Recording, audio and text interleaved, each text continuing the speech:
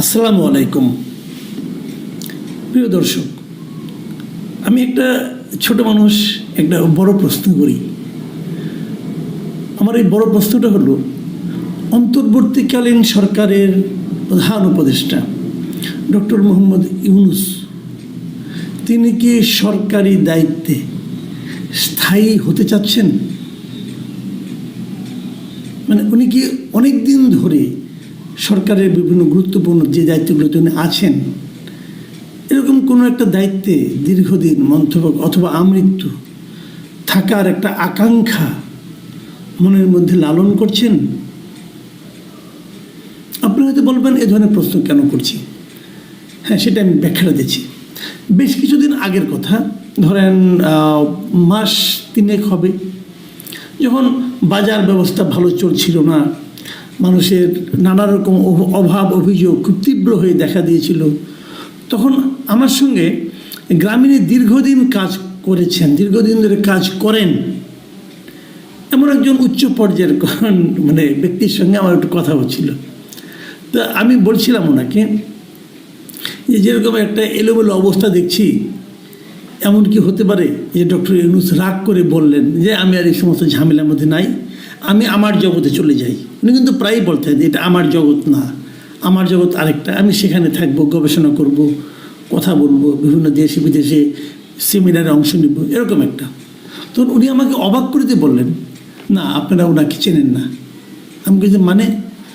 উনি বলেছিলেন যে ডক্টর ইউনূসকে আমরা অনেক বছর ধরে চিনি, উনি এমন একজন ব্যক্তি, উনি কখনো ক্ষমতা ছাড়তে চান না। এবং তখন উনি আমাকে মনে করিয়ে দিলেন, ভাবুন তো একটা জিনিস, যে হাসিনার সঙ্গে ডক্টর ইউনূসের যে বিরোধ, যে মামলা, প্রথম মামলাটা হয়েছিল কী নিয়ে, যে ডক্টর ইউনূস গ্রামীণের এমডি থাকবেন কি থাকবেন না এটা নিয়ে। এবং সুস্পষ্ট আইন ছিল যে গ্রামীণ ব্যাংকের এমডি হবে, সর্বোচ্চ বয়স হতে পারবে 60 বছর, মানে 60 বছরের পর আর কেউ গ্রামীণ ব্যাংকের এমডি থাকতে পারবেন না। এটা সুস্পষ্ট আইন দ্বারা নির্ধারিত, এবং এই আইন মেনেই গ্রামীণ ব্যাংক চলত। 60 বছরের পর ডক্টর ইউনূস 70 বছর পর্যন্ত থেকেছেন। 71 বছর বয়সে আদালতের রায় হয়েছে যে তিনি আর এমডি থাকতে পারবেন না, মানে মামলা হয়েছে এটা নিয়ে। মামলা না হলে উনি আরও থাকতেন, আমৃত্যুই থাকতেন। তার মানে উনি এই পদটা ছাড়তে চান নাই। মামলা রায় হওয়ার পর উনি কিন্তু এটা নিয়ে আপিল করেছেন, উচ্চ আদালতে গেছেন, মানে উনি ছাড়তে চান না, সেখানে উনি হেরেছেন। তারপর ওনাকে, এখন আপনি বলবেন যে ঠিক আছে আওয়ামী লীগের এই আদালত ছিল, অমুক ছিল, সব মানতে রাজি আছি। ভাই 60 বছর আর 71 বছরের পার্থক্যটা তো বুঝি আমরা। আমি তখন না খুব বিস্মিত হয়েছিলাম যে ওনার লেভেলের একজন লোক একটা ব্যাংকের এমডি থাকার জন্য এতটা কেন ব্যাকুল হয়ে পড়ছেন। ওনার তো কোনো প্রয়োজন ছিল না। ব্যাখ্যা বুঝিনি, যা হোক এই ব্যাখ্যা শুনলাম। আমি শোনার পর অবাকই হয়েছিলাম যে তাই তো, উনি কিছু ছাড়তে চান না। উনি গ্রামীণ ব্যাংকে থাকার পর অনেকগুলি উনি কিন্তু সহযোগী প্রতিষ্ঠান করেছেন, অমুক ট্রাস্ট তমুক ট্রাস্ট, অনেক কিছু করেছেন। যতগুলিতে করেছেন এর 80% মধ্যে উনি প্রেসিডেন্ট, মানে উনি সভাপতি, উনি প্রধান, উনি চেয়ারম্যান, উনি পদ ধরে রাখতে চান। এটা ওনার স্বভাব। বৃহৎ মানুষদের, অনেক বড় যারা মানুষ না, তাদের কিছু কিছু কিন্তু মানবিক সীমাবদ্ধতা থাকে, হয়তো ওনারও এটা আছে। এখন আপনারা হয়তো বলবেন যে এই প্রসঙ্গটা আমি এখন কেন আলোচনা করছি, সেটা আপনাদেরকে আমি বলছি কেন করছি। গতকালকে আমি একটা থিওরি দেখলাম। থিওরি কি, এই সময়ে অনলাইনে ইউটিউবে সবচেয়ে প্রভাবশালী যে ব্যক্তি, মানে আমি যেটা দেখি বাংলাদেশের জন্য আর কি, ইনি হলেন মিস্টার পিনাকি ভট্টাচার্য। অসম্ভব জ্ঞানী মানুষ, প্রচুর পড়াশোনা করেন, প্রচুর অশ্লীল কথাবার্তাও বলেন। ওনার বহুবিধ প্রতিভা, বহুমুখী প্রতিভা। যাক, ওনার সঙ্গে আমার একটা বিরোধ তৈরি হয়েছে। উনি আমার বিরুদ্ধে নানা ধরনের আলটিমেটাম দিয়েছেন, হয়তো আগামীতে আরও অনেক কিছু করবেন, সেটা ওনার ব্যাপার। আমার মতো ক্ষুদ্র লোক কেন ওনাকে বিরক্ত করছে আমি বুঝতে পারি না। আমার দ্বারা কেন উনি ক্ষতিগ্রস্ত হচ্ছেন বলে মনে করছেন, অথবা ওনার মানহানি আমি করতে পেরেছি মনে করেন। সারাদিন কিন্তু দেশের সমস্ত লোকের মানহানি উনি করছেন, গালাগালি করছেন। তার মধ্যে এসে নিয়ে আমি কীভাবে ওটা মানহানি করলাম বুঝতে পারলাম না। যাই হোক, হতে পারে, এটা নিয়ে পরে আমি দেখবো, ওইটা নিয়ে আলোচনা না।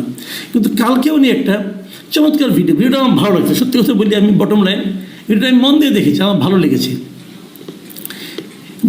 কি ভিডিওটা, উনি একটা চমৎকার উনি মাঝে মাঝে থিওরি দেন, কিন্তু উনি একটা থিওরি দিয়েছেন যে ডক্টর ইউনূসকে প্রধান উপদেষ্টা রেখে একটা জাতীয় সরকার করা যেতে পারে, এবং সেই সরকার হাসিনা যে নির্বাচনটা করেছিল ৭ই জানুয়ারি ২০২৪, সেই সরকারের মেয়াদ যতদিন থাকার কথা, মানে 5 বছর ধরেন, তারপরে 2029 সাল পর্যন্ত, 29 সাল পর্যন্ত এই সরকারটা থাকবে।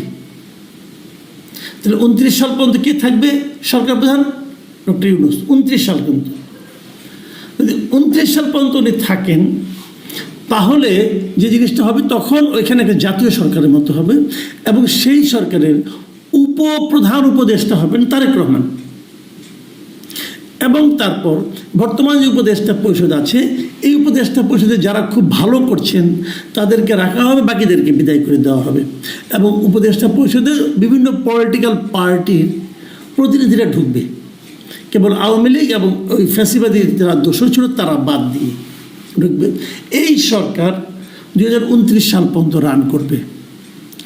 এই হলো পিনাকি ভট্টাচার্যের হাইপোথিসিস বা থিওরি, যাই বলেন না কেন, উনি দিয়েছেন। তো আমি ভাবলাম কি এটা হতে পারে। উনি অনেক কিছু তো বলেন, ওনার সবগুলোই যে আবল তাবল তা কিন্তু আমি বলি না, উনি ভালো কথাও বলেন, উনি অত্যন্ত গভীর কথাও বলেন। আমার কাছে একটা চিন্তা ভাবনা করে উনি বলেছেন বলে আমার কাছে মনে হলো। আমি পরে ভাবলাম যে এই চিন্তাটা ওনার মাথা থেকে এলো কেন।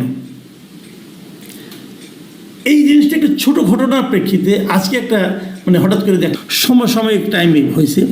সেখানে হলো এই যে এনসিপি আছে, জাতীয় নাগরিক পার্টি, এই পার্টির একজন নেতা, আবার সে অনেকে বলে যে ভাই আপনাকে এই লোক ছাড়া কাউকে পান না, না না আমি পাই না তা না, হঠাৎ করে যেহেতু ঘটনার সঙ্গে প্রাসঙ্গিক তাই বলছি।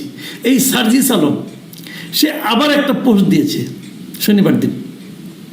সেই পোস্টে উনি কী বলেছেন, সেই পোস্টে উনি বলেছেন, মানে আজকে উনি পোস্ট দিয়েছেন, সেই পোস্টে উনি বলেছেন, আমি আপনাদের হুবহু পড়ে শোনাই। প্রফেসর ডক্টর মোহাম্মদ ইউনূসের মতো একজন স্টেটম্যানকে 5 বছরের জন্য বাংলাদেশের একটি নির্বাচিত সরকারের প্রধানমন্ত্রী হিসাবে পাওয়ার আকাঙ্ক্ষা আমার আজীবন থাকবে। তার মানে ওনার আকাঙ্ক্ষা হলো ডক্টর মোহাম্মদ ইউনূস একটা নির্বাচিত সরকারের প্রধানমন্ত্রী থাকবেন। এইরকম একটা আকাঙ্ক্ষা সার্জিস আলমের আজীবন থাকবে। তো এই দুটোর কথা আমি একদিকে ওনার কথা বললাম, আরেকদিকে ইনার কথা বললাম। এই দুটো থেকে আপনি কি বুঝতে পারছেন? দুজনেই একটা কথা বলতে চাচ্ছেন, সেটা হলো ডক্টর মোহাম্মদ ইউনূস আরও বেশি দিন রাষ্ট্র ক্ষমতায় থাকুন। এটা নিয়ে আমার কোনো আপত্তি নাই, থাকতেই পারেন। এটা নিয়ে আমার দুঃখ পাওয়ার কিছু নাই, আনন্দিত হওয়ার কিছু নাই, উনি থাকতেই পারেন। আমার বক্তব্যটা হলো একই সময়ে একই ধরনের দুই জায়গা থেকে একই ব্যক্তিকে নিয়ে দুইটা আকাঙ্ক্ষা, একই রকম আকাঙ্ক্ষা যে এলো, এটা কি কেবলই কাকতালীয়? আমার কিন্তু তা মনে হয় না। আমার কেন যেন মনে হয় দুজনই এই ব্যাপারে এই ধরনের আকাঙ্ক্ষা প্রকাশের আগে ডক্টর ইউনূসের সঙ্গে কথা বলে নিয়েছেন। এখন আপনি তো বলবেন উনি কিভাবে থাকবেন, উনি তো কোনো পার্টি করেন নাই। এটাও কিন্তু আমি মনে করি ঠিক না, উনি পার্টি করেছেন। এই ছাত্র যে দলটা, এটা তো ওনার পার্টি। উনি মানুন অথবা উনি বলুন অথবা না বলুন, যাই করুন, আমি মনে করি এটা ওনার পার্টি। কেন মনে করি সেটাও বলি, এদেরকে উনি উৎসাহ দিয়ে পার্টিটা করিয়েছেন, এবং এই পার্টির নামকরণটাও উনি যে আগে একটা পার্টি করতে চেয়েছিলেন, যেটা মিসক্যারেজ হয়ে গিয়েছিল অনেক আগে, সেই পার্টির নামের সঙ্গেও এই পার্টির নামের অনেক মিল আছে। তো যাই হোক, তো উনি এই পার্টিটা, আমি মনে করি এই পার্টির সঙ্গে ওনার একটা খুব ভালো সম্পর্ক আছে বলেই এই পার্টির নেতারা বিভিন্ন জায়গায়, দেশের বিভিন্ন জায়গায় যখন যান, তখন সরকারি পার্টির যে বাহাদুরি, যে পাওয়ার, যে এটা তো এক্সারসাইজ করতে পারেন অবাধে। প্রশাসনও তাদেরকে সেটা করতে দেয়, এবং এই ছাত্রদের দুজন প্রতিনিধি সরকারের মধ্যেও আছেন। তো সব মিলিয়ে এটা মনে করি ওনার পার্টি। তাহলে বলবেন যে উনি তো ইলেকশন না করলে উনি কীভাবে প্রধানমন্ত্রী হবেন, সেটাও হতে পারেন, কোনো সমস্যা নেই। যদি ইলেকশনে কোনোভাবে এদেরকে পাশ করিয়ে আনা যায়, তো ডক্টর ইউনূসকে প্রধানমন্ত্রী বানানোই যাবে। বলবেন তো উনি তো ইলেক্টেড না, হ্যাঁ, তারপরে উনি একটা উপনির্বাচন দিয়ে ইলেক্টেড হয়ে যাবেন। চাইলে সবই হয়। আমার এটাই মনে হচ্ছে সে ধরনের একটা লক্ষ্যের দিকে হয়তো উনি যাচ্ছেন। অথবা এমনও হতে পারে উনি হয়তো একটা অ্যারেঞ্জমেন্টে যাবেন সবার সঙ্গে, যে পরবর্তী সময়ে যারাই নির্বাচিত হন না কেন তাদের সঙ্গে বলবেন যে তোমরা নির্বাচিত হলে ডক্টর ইউনূসকে প্রেসিডেন্ট বানাও। তাও হতে পারে, এটা আমরা আগেও দেখেছি। আওয়ামী লীগ তো শাহাবুদ্দিন আহমেদকে প্রেসিডেন্ট বানিয়েছিল। উনি একসময় ওই সর্বদলীয় একটা সরকারের সবার মানে মতে নির্দলীয় একটা সরকারের উনি প্রধান ছিলেন। উনি কিন্তু একটা টার্ম পরে কিন্তু প্রেসিডেন্ট হয়েছিলেন, আওয়ামী লীগ বানিয়েছিল। ওনাকে বানাতে কোনো সমস্যা নাই। তার মানে বটম লাইন যেটা হলো, আমার মনে পড়ে গেলো সেই গ্রামীণের সেই কর্মকর্তার কথা যিনি বলেছিলেন, আমাকে বলেছিলেন, দেখবেন যে কোনো ফরম্যাটেই হোক ডক্টর ইউনূস এই সরকারের সঙ্গে আগামীতে যে সরকার থাকবে থেকে যাবেন। প্রাইম মিনিস্টার ফরম্যাটেই হোক, প্রেসিডেন্ট ফরম্যাটেই হোক, অথবা উপদেষ্টা ফরম্যাটে হোক থেকে যাবেন। উনি ছাড়ার লোক না। তখন মন খারাপ হয়েছিল, এখনও মন খারাপ হচ্ছে। তখন যে কারণে মন খারাপ হয়েছিল, এখন অন্য কারণে মন খারাপ হচ্ছে। প্রিয় দর্শক, এখন এই পর্যন্তই। আল্লাহ হাফেজ।